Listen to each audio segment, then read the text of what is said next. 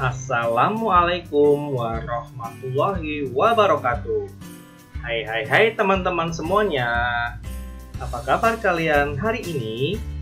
Semoga kita semua dalam keadaan yang selalu baik dan tentunya sehat, agar kita dapat melakukan aktivitas kita dengan lancar. Berjumpa lagi bersama saya, Siva. Kali ini saya akan menemani teman-teman semua untuk melanjutkan pembelajaran di kelas 5, tema 2, subtema 2, dan pembelajaran 3. Sebelum kita mulai, ayo teman-teman, kita fokus, konsentrasi, semangat, dan yang paling penting adalah berdoa. Hari ini kita akan belajar tentang 3 materi pokok. Yang pertama adalah hak dan kewajiban sebagai warga masyarakat. Yang kedua, jenis usaha ekonomi yang dikelola sendiri. Dan yang ketiga adalah jenis usaha ekonomi yang dikelola secara kelompok. Nah, teman-teman, yuk kita segera mulai. Yang pertama, kita akan belajar tentang hak sebagai warga masyarakat. Apa itu hak? Hak berarti sesuatu yang mutlak menjadi milik seseorang dan penggunaannya tergantung kepada orang yang bersangkutan. Hak warga masyarakat adalah sesuatu yang mutlak menjadi milik seseorang yang berkedudukan sebagai warga masyarakat. Nah, sekarang kita akan belajar tentang bentuk hak warga masyarakat. Yang pertama, mendapatkan perlindungan hukum. Jadi, semua warga masyarakat, semua orang Indonesia pasti akan mendapatkan yang namanya perlindungan hukum. Akan berada di posisi yang sama di mata hukum. Yang kedua, hak mendapatkan pekerjaan dan penghidupan yang layak. Setiap warga masyarakat Indonesia berhak mendapatkan pekerjaan yang tujuannya tentunya untuk membuat hidup mereka menjadi lebih layak. Yang ketiga, hak menikmati lingkungan yang bersih. Setiap orang pasti mendapatkan lingkungan yang bersih. Dengan hidup kita yang berada di lingkungan yang bersih, maka kita akan menjadi orang yang selalu sehat. Yang keempat, hak untuk hidup tenang dan damai. Yang kelima, hak bebas memilih, memeluk, dan menjalankan agama. Berikutnya ada berpendapat dan berorganisasi, dan hak warga masyarakat yang terakhir adalah mengembangkan kebudayaan daerah. Kita lanjutkan kewajiban sebagai warga masyarakat. Jadi, antara hak dan kewajiban itu harus seimbang ya teman-teman. Sebelum mendapatkan hak, kita harus menunaikan kewajiban terlebih dahulu. Hak dan kewajiban harus seimbang. Lanjut, kewajiban adalah sesuatu yang harus dilakukan dengan penuh rasa tanggung jawab. Nah, kewajiban warga masyarakat adalah sesuatu yang harus dilakukan seseorang sebagai warga masyarakat dengan penuh rasa tanggung jawab. Bentuk kewajiban warga masyarakat. Yang pertama, wajib mematuhi aturan atau norma yang berlaku dalam masyarakat. Tentunya setiap masyarakat memimpikan warganya selalu dalam keadaan yang teratur. Oleh karena itu, dibuatlah aturan atau norma yang tujuannya membuat warga menjadi tertib tentunya. Nah, kewajiban kita yang kedua adalah menjaga ketenangan dan ketertiban lingkungan masyarakat. Jangan buat gaduh ya teman-teman.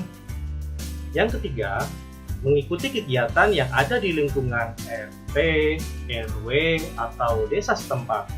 Misalnya, ada kegiatan kerja bakti, kegiatan gotong royong, dan musyawarah warga.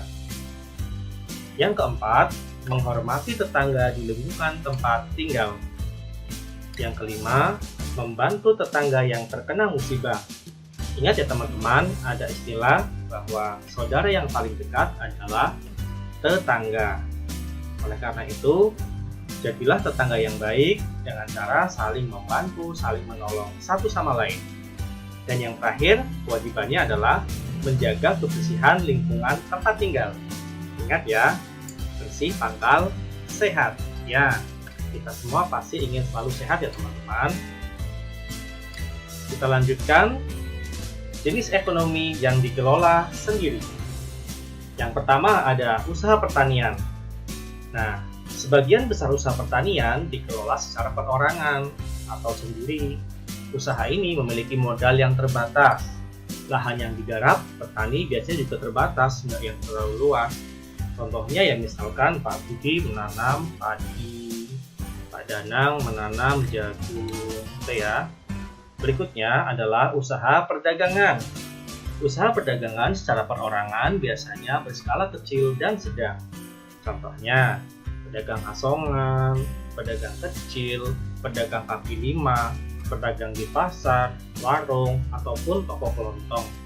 Biasanya mereka itu berjualan untuk menyambung hidup. Maka dari itu, ayo kita larisi. Berikutnya ada usaha jasa. Nah, secara umum, banyak usaha jasa yang dikelola secara perorangan. Contohnya ada usaha fotokopi, bengkel, potong rambut, dan penjualan pulsa. Yang terakhir ada industri kecil. Industri kecil nama lainnya bisa juga industri rumahan, yang contohnya misalkan ada usaha kerajinan tangan, berupa pembuatan keramik, bisa pembuatan souvenir, tembikar, anyaman, mebel, dan lain sebagainya.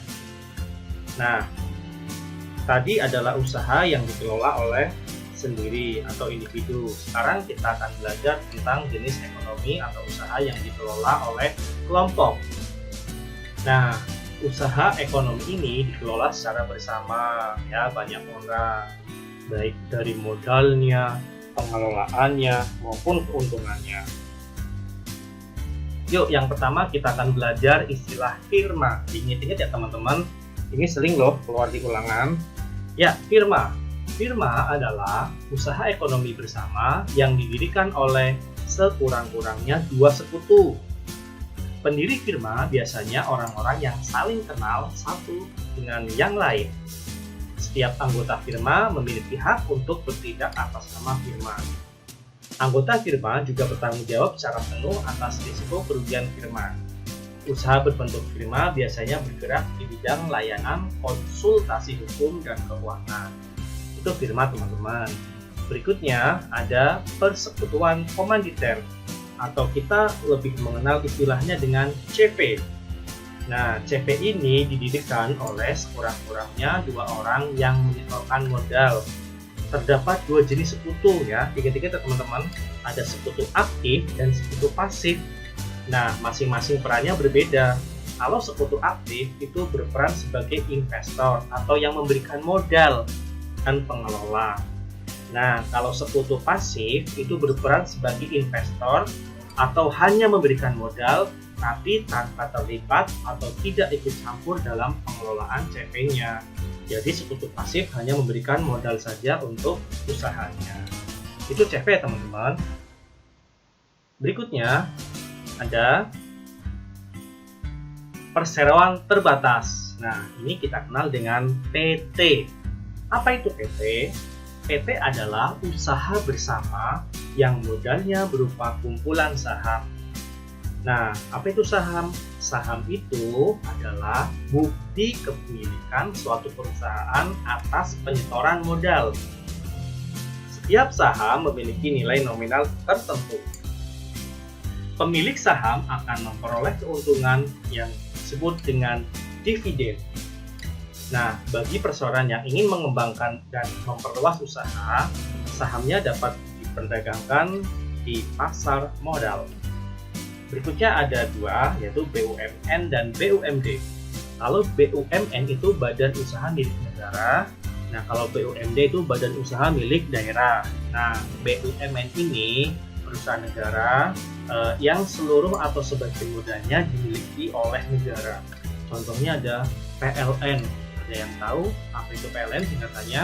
Ya, perusahaan listrik negara. Berikutnya ada Perum Peruri. Ini perusahaan yang bercetak uang ya kawan-kawan semuanya. Nah, kalau modalnya itu milik negara, keuntungannya juga pastinya untuk seluruh masyarakat Indonesia anak-anak ya. Berikutnya ada BUMD atau Badan Usaha Milik Daerah. Contohnya adalah PDAM, Perusahaan Daerah Air Minum. Kalau di Semarang ada PDAM, kita modal yang di Sampang itu ya teman-teman. Lanjut.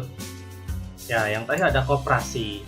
Koperasi adalah badan usaha yang beranggotakan orang-orang atau badan hukum koperasi dengan melandaskan kegiatannya berdasarkan prinsip koperasi sekaligus gerakan ekonomi rakyat yang berdasarkan asas kekeluargaan ya.